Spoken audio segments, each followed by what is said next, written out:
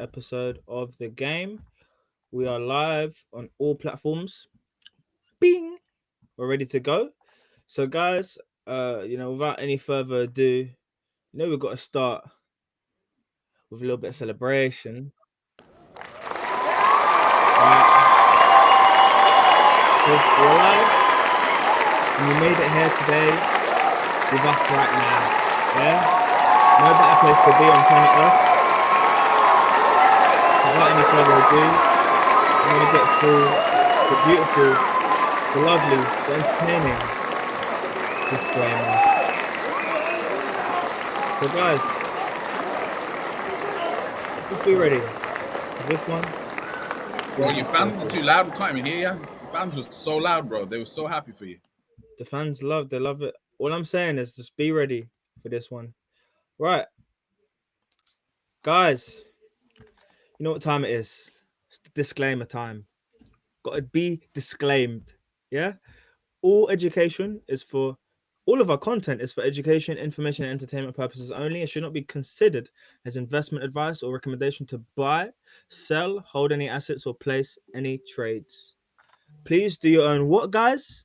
Do your own research. Why? Because our content is only intended and should only be used for informational use, right?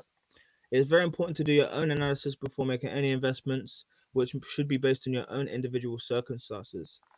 Should you always take independent professional advice from a professional advisor or independently verify any information which you may find on our show that you wish to rely upon, whether you want to make an investment decision or otherwise. Just remember that all investments come with what, guys? Comes with risk. So please do your own research. We are not financial advisors. We do not intend to be received or perceived as financial advisors. However, we're working in collaboration with several accredited advisors. So if you're unable to mitigate your risk, please contact us immediately so we can refer you to an accredited financial advisor with the lovely paperwork. So yeah, that's the disclaimer. Done. Today we're going to be going through something quite interesting. We're going to be, with the institutions today. We're going to be checking out really what's going on. We're going to be uncovering the truth, and we're going to dig through what is perception and what is reality, right? Perception versus reality. So, without any further ado, I'm going to swing it over to Mr. Chomp Harding. And I'm the big chomper because I'm eating this game alive. Yeah, guys, man. You just don't even understand the levels of the things that are happening right now behind the scenes with Blockchain Sensei. Chomp. We're just eating the game alive. Chomp. The game just doesn't even have a clue. Like, it's getting eaten from inside out. It's crazy. Yeah. It's absolutely crazy. So, what we're going to do is, first of all, we got to even understand who Coinbase are. Because it's all good doing an institutional report on them, but if you don't know who they are, then you're about to learn now. So, who are Coinbase? Who are Coinbase? Coinbase are the number one centralized exchange on the planet. What's a centralized exchange? I hear you ask. Well, it's an exchange that is owned by an entity. It's an exchange where you attach your ID. You attach your ID to this exchange, and then in return, they let you exchange your fiat money, which you put onto the platform, for cryptos.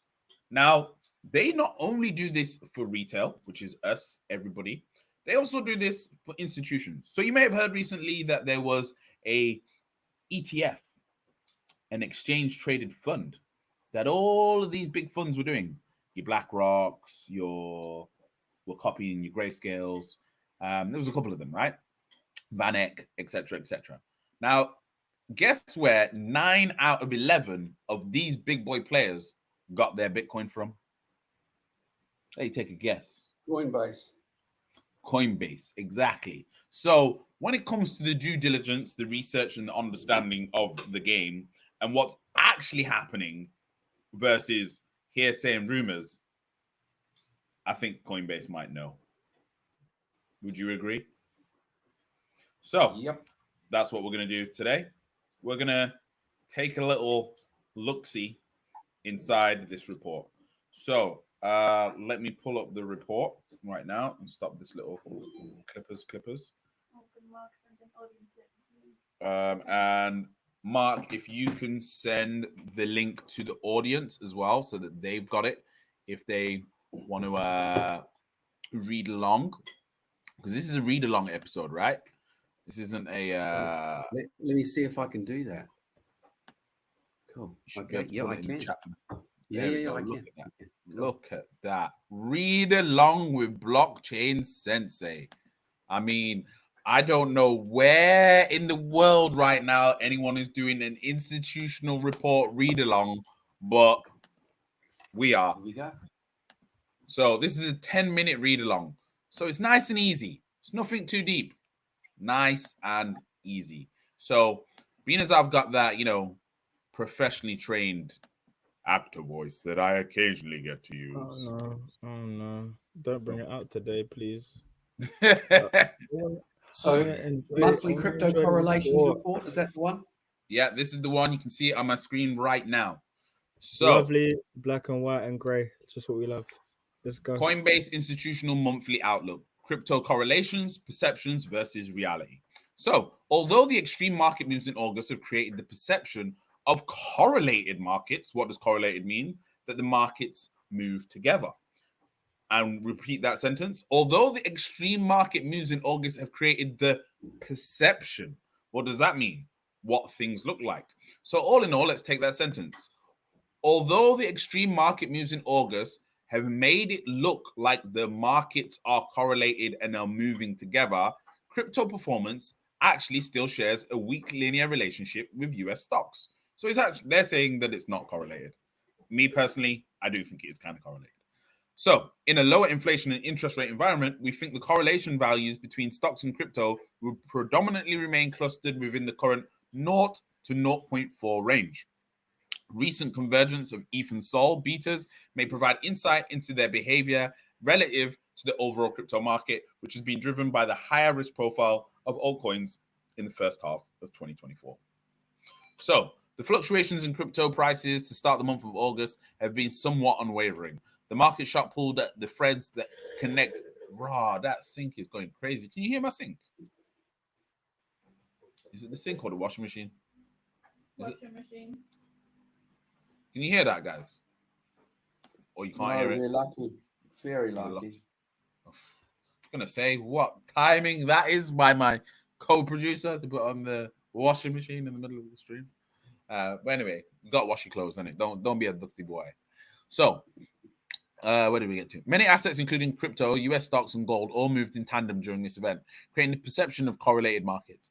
However, the reality is that the sheer size of the leverage unwind likely meant that many investors had limited discretion over what they could sell to meet their margin calls, acting as a drag across nearly all markets. So let's translate that. Let's translate that latest sentence. So basically, there was a massive unwind with the JPY carry trades, which meant that loads of people had to sell assets to meet their margin calls. So it made it look like the markets were correlated, when in fact, people were just scrambling to sell what they could to stay in line. So big shouts to David Duong. I would say go and add David Duong from Coinbase Institutional Research on LinkedIn. David Duong, if you see this, hit us up. We've got a couple of family offices that we're educating that are probably watching this right now that may be interested in investing in Coinbase. So David Duong, holler at your boy. Yes, I also rep Solana. So, you know how we do. Is what it is. So, nevertheless, the stocks and crypto continue to share a relatively weak linear relationship, which we believe is one, a function of the current monetary regime, two, becoming more stable and predictable over time. Our empirical evidence shows that the dispersion of recent correlation values that has actually been clustered inside a relatively small space between 0 to 0.4 over the last 10 months. The observed trend where higher inflation expectations have been associated with higher correlations appears to be anomalous in our view to traditional relationship between these variables caused by the intensity of the tightening cycle at the time. So how do I break this one down? So breaking this paragraph down, basically, stocks and crypto are not that correlated because of the current monetary regime, which is the way that money is being printed and the way that the interest rates are going up, which means that it causes a wave in the way that the correlations appear to be in relation to what they actually are. So that said, we expect market players to remain cautious about their risk exposure in the weeks ahead. Both ETH and Sol are currently showing greater sensitivity to the overall crypto market with higher betas of around 0.85 and 0.83 respectively. Previously, Sol had been the primary crypto beta play, i.e. more volatile than the overall market for most of 2022 and 2023, but its risk profile has converged with ETH since late July at the same time the spot ETH ETFs launched. So what does that mean? Let's break it down. So they're talking about the betas. They're talking about not really talking about the alphas. So the betas in this case, they're talking about is the volatility of Solana is apparently closer to the volatility of Ethereum since the spot ETFs launched, which I find interesting. So the markets began to tumble, everything everywhere all at once. So in early August, markets witnessed one of the sharpest sell-offs since the pandemic. Check these words that these men are using. Ostensibly triggered by a myriad of factors. Jeez, what a bar. So let's break it down for people. Ostensibly is basically like inevitably and related. So that's a big bar, that ostensibly. So you could say that how would you say it? This webinar is ostensibly the goated webinar for the mandem. See how I mixed the two languages in? I'm not gonna lie, it's very similar to indubitably. Indubitably. One Excuse me, the of bigger them words. words. Indubitably. So just how the stock boys got their words, mandem got their words, isn't it? So we just show you that it's the same thing. Know what I mean? But what you got to do is you got to get your vocabulary up. So next is what was the next thing? By a myriad of factors. Myriad basically just means range, a wide assortment of factors, including a hike by the Bank of Japan, soft earnings reports for US tech giants, and a lackluster jobs report in the US. See our report, Weekly Shock and Awe, published August the 9th for more details. The unwind JPY funded carry trades have led to short JPY futures positions to drop from a high of 14.3 billion in early July to only 968 million as of August 6th. Jeez. Ooh. Let's just Say that repeat again. that bar one more time. Oh Because my that was gosh. disgusting. Hold on. This, Ooh. you know what that needs? That needs a straight DWE. Disgusting. Dirty T. The unwind of JPY funded carry trades led to a short JPY futures position drop. Dirty drop from 14.3 billion in early July to 968 million as of August 6th. So that is a 13 billion drop in a month. That's crazy. It just went shoo. That said, Just like that. this doesn't capture the precise size of the total JPY carry trade activity. The association between JPY borrowing and the total open interest in CME Bitcoin futures can be modeled using a second order polynomial equation, with the former able to explain around 50% of the variation to the latter. So right here, what you're looking at is a second order polynomial equation. What is that? It's showing the positioning of the futures interest against the short JPY interest and the long JPY interest. That, what does poly mean? Multiple, nominal, direction, multiple direction equation. Jeez. See that? You see that? Okay, so But while the BOJ decision and July's non-farm payrolls may have represented the tipping point that triggered the massive unwinds in JPY carry trade against higher yielding currencies and assets like US tech stocks, global recession fears have been ramping up for weeks, if not months, which we noted in early July. Who else noted a recession? If you want to just edit the dates that we did the recession episodes there and put links to them like next to it, that'd be good, because we definitely called that 18 months ago. So these concerns have led market players. Oh yeah. This is. I gotta drop this bar about recessions, right? So this is the way that it normally works, right? You normally get your inverted yield curve, and everyone is clear signs that it's a recession, and everyone goes, "It's not a recession. It's not a recession." And then you come out the inverted yield curve, and then they go, "It is a recession. It is a recession." And so what ends up happening is the markets drop after the inverted yield curve curves back the other way. So yeah, it's classic inversey, reversey, Uno, Jim Cramer nonsense.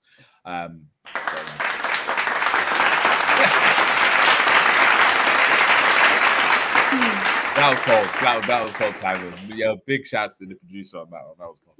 So anyway, these concerns have led market players to price in around 125 basis points of cuts in Fed and futures across the next 3 Federal Reserve meetings. Indeed, that would put the policy rate not far from the 4.5% suggested by the Taylor rule versus today's 5.5, given current levels of inflation and unemployment.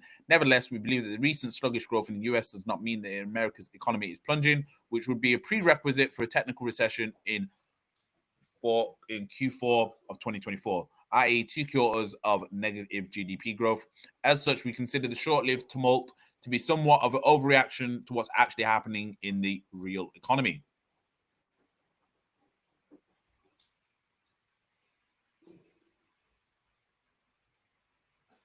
That pause is for certain people talking about what's happening in the real economy.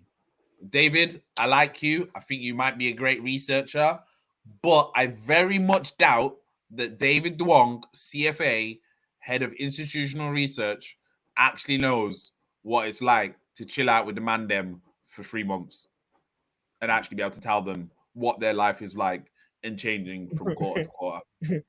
One quarter with the mandem. Like, David Duong, if you want to hit me up and you want to prove to me that you've actually chilled out with the mandem in the actual economy and have seen how their lives have changed and want to tell me if it's an overreaction, then let me know. I'd like to see some receipts for any economic person or any institutional person that is saying that economics downturn is an overreaction.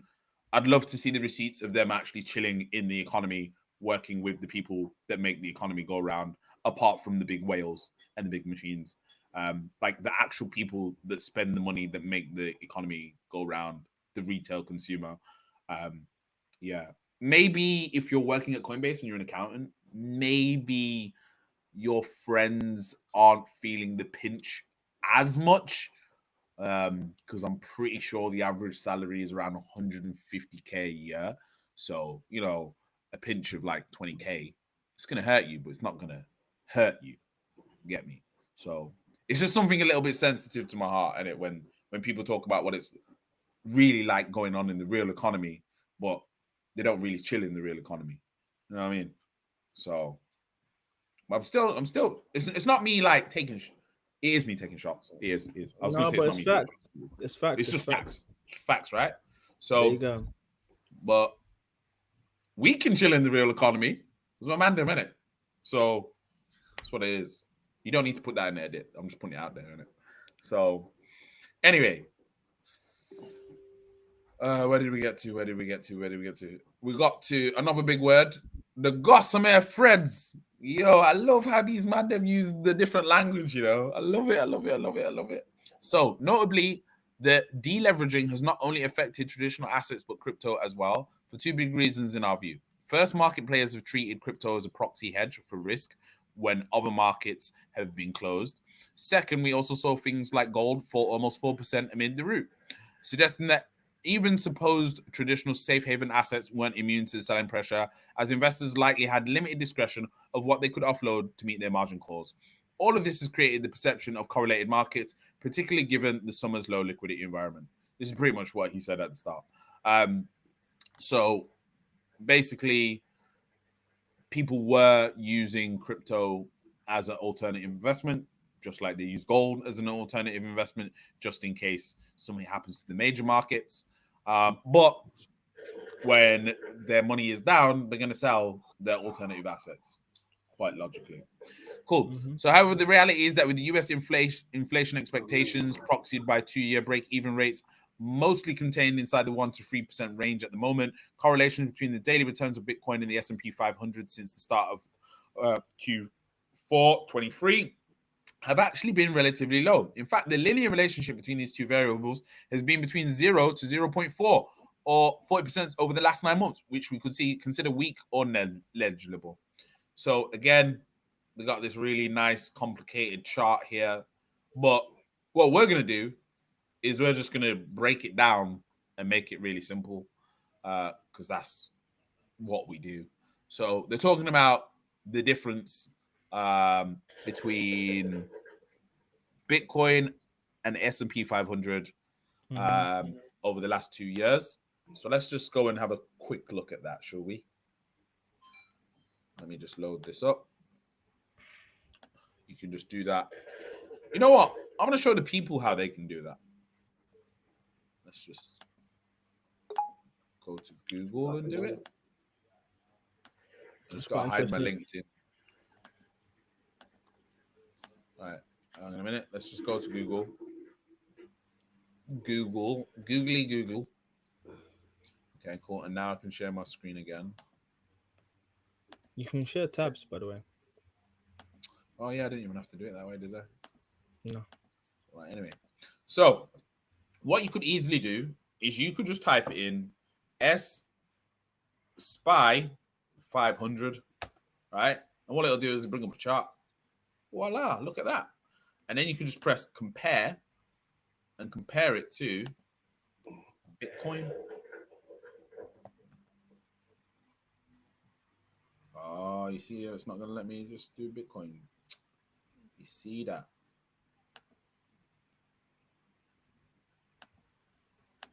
Okay, let's find Bitcoin first then. Bitcoin. Okay, there we go. Nah, you see, it's not letting me try and compare it. That's pagan moves. Yeah, that's mad. Doesn't want you to know, fam. Doesn't want you to know. That's a bit suspicious. Suspicious. Okay, so we're gonna load it up on TradingView because you can definitely do it on TradingView, and you've probably seen us do it on TradingView multiple times. So we'll do it there instead for you. Okay, let me know when you can see my TradingView.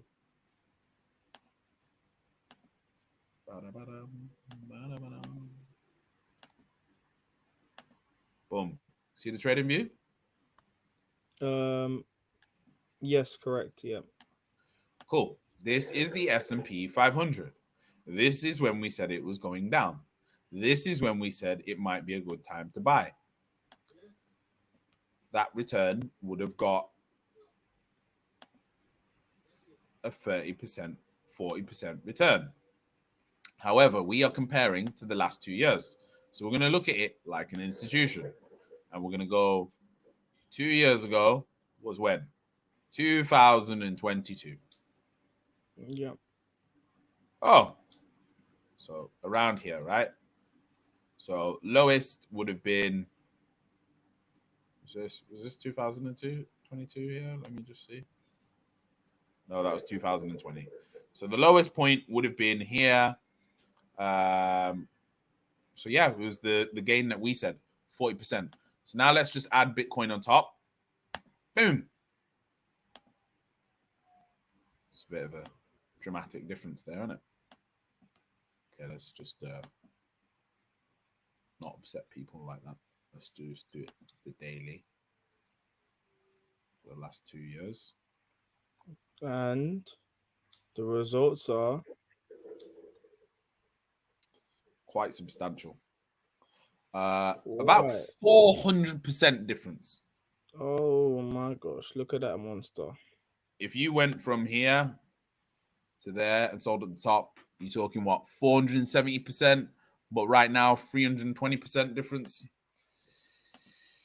So, you know, if you've been a blockchain sensei student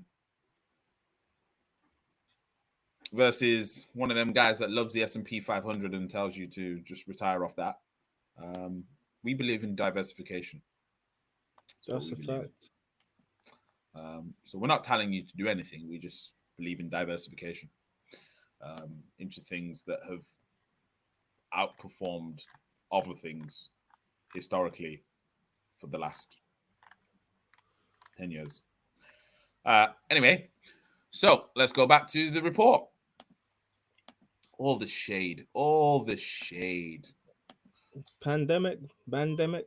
So as we saw, the S&P 500 was returning about 40% in the last 2 years, and the Bitcoin could have returned you around 400, maybe 300% over the last couple of years. But it's gone back to the report. Can everyone see the report? Not quite yet, no. What about now? Yep. Okay, so pandemic in 2020, in Q17, in Q1 2017 and Q3 2019 period, so a gradual pace of rate hikes from the Federal Reserve from a response to economic strength. Q4 2019 to Q4 21 period include dramatic cuts and quantitative easing. So they're suggesting that these cuts may happen again. The interest rates may fall. Not as dramatic as they did for COVID-19, but it may happen. And in Q1 2022 to Q3 23 was characterized by the fastest tightening in 4 decades, mainly in response to high inflation, which saw inflation headline up to 9.1%. So here we can see a picture of the monetary policy regimes since the start of 2017. So the gray line is the Fed funds rate, and the blue line is the 2-year break-even inflation. So while the correlation between Bitcoin and stocks has breached coefficients as high as 0.6 and 0.7 in the past, we think that the clustering of these results within Q1 2022 and Q3 23 periods suggest that it can be explained by the high interest rate environment at the time. Looking ahead, we believe that the empirical evidence suggests that in a lower inflation and interest rate environment, the most likely scenario in our view, the relatively weak relationship between stocks and crypto that we've observed in recent quarters should continue. This would support crypto's role as a diversifier for traditional equity and bond portfolios. This aligns with what we were saying yesterday. Perhaps there may be a big spike or something random happening this week or next week in the crypto market, causing a bit of a spike and a bit of a bull run, and then a bit of a crash. So, although the crypto market has clawed back its losses since the market sell-off in August 5th, we expect many institutional players to remain cautious about the risk exposure in the weeks ahead.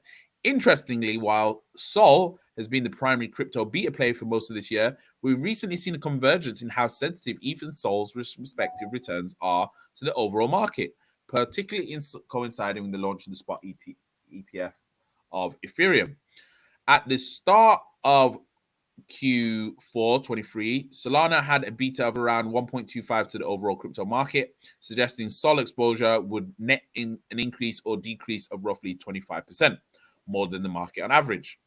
That moderated to an average of 0.7 to the first half of 2024, albeit still higher than ETH's 0.61 average over the same 6-month period. You hear that? Basically, Solana, this company right here, was giving you better returns than ETH. I didn't say it. Coinbase Institutional said it.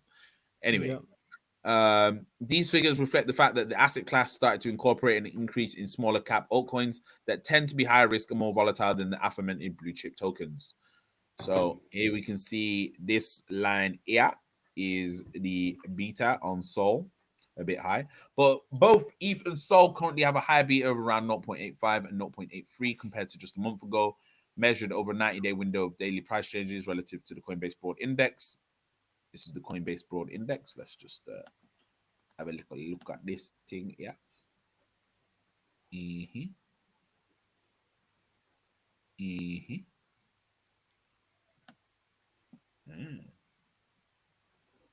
67% weighted to Bitcoin, only 3% weighted to Solana. However, they have got Ton in there, Tron in there, Cardano in there, Polkadot and Litecoin. Interesting. What's going to be interesting, what we need to watch for is how these weights shift around. So you might want to keep an eye on this website and see if the weights shift. That's all I'm saying. All I'm saying. Where was it? So, suggesting that it's much likely less volatile in overall crypto market, especially when compared to its peers. Indeed, both ETH and Sol's beta relative to Bitcoin is above 1. High beta assets tend to offer higher returns in exchange for higher risk. Beta, waviness, volatility. Yeah. So if it's more volatile, it's probably going to give you better returns. Simple. As much as it can go up is as much as it can go down. As much as it can go down is as much as it can go up. Elasticity. That's the best way of thinking of the beta. Like, how elastic is it? Can it do this? Or does it just do this? That's beta. That's the best example of beta I've ever done in my life. Anyway, but you know what? Let me just check what Google says about beta. Let's just check. Let's check. What is beta in finance? Beta is the second letter of the Greek alphabet. We know that. It's used in finance to denote the volatility or systematic risk of a security or portfolio compared to the market. Mike, you sound like a Dalek, mate. Like a Dalek? Do you want me to repeat it again? Okay. Beta is used in finance to denote the volatility. You don't need to repeat, mate. You've just gone all weird. Have I gone all weird? You're fine for me. It's perfectly fine. You're sounding like a Dalek. On my end, it sounds good.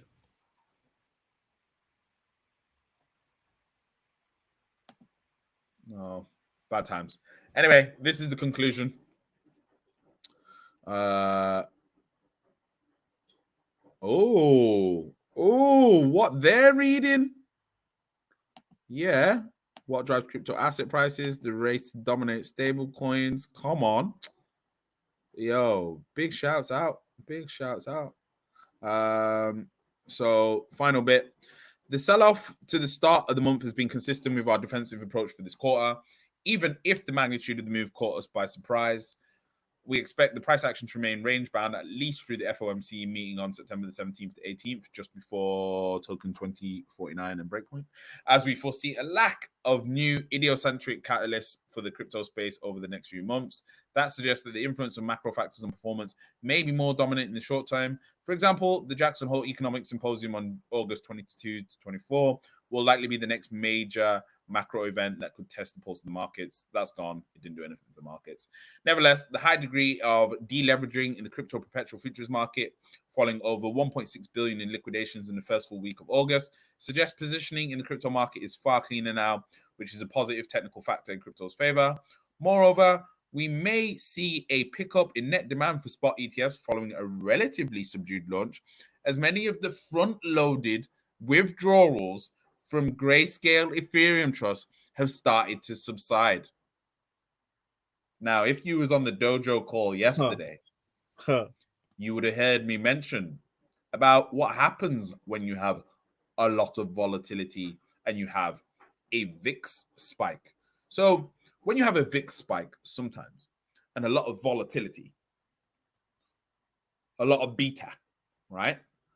It's very easy to take things in and out. See? Because this is going up and down.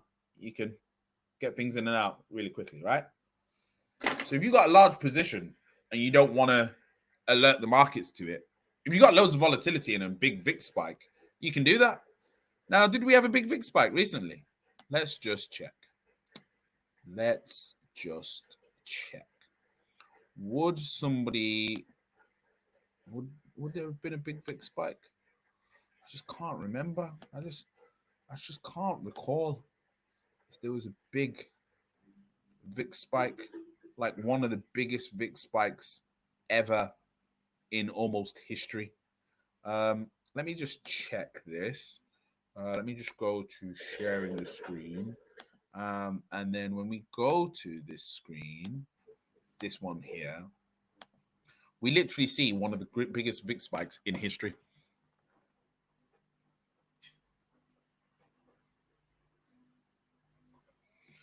If you don't believe me, let's go to the monthly.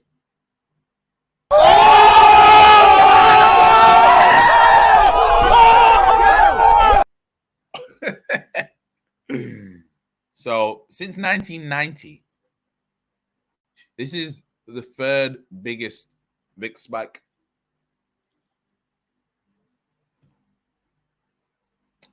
Just saying. And with that, we stop this episode. And we'll go to questions while I chomp away on my food that is now cold because I decided to serve you, our lovely, amazing audience. You are more important to me than hot food. You know, I gotta say this. I love you more than cook food. Yeah. Well, this has been another incredible episode of the game. Any questions, guys? We got the chat going. If you guys wanna, I see Shay, you're there in chat. Who else is in chat? Craig is there. Any questions, guys? Before we wrap up here.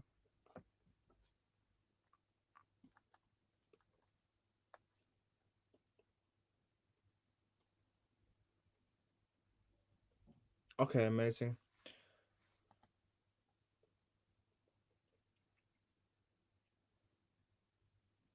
Nice, amazing. Okay, great. Well, yeah, no questions.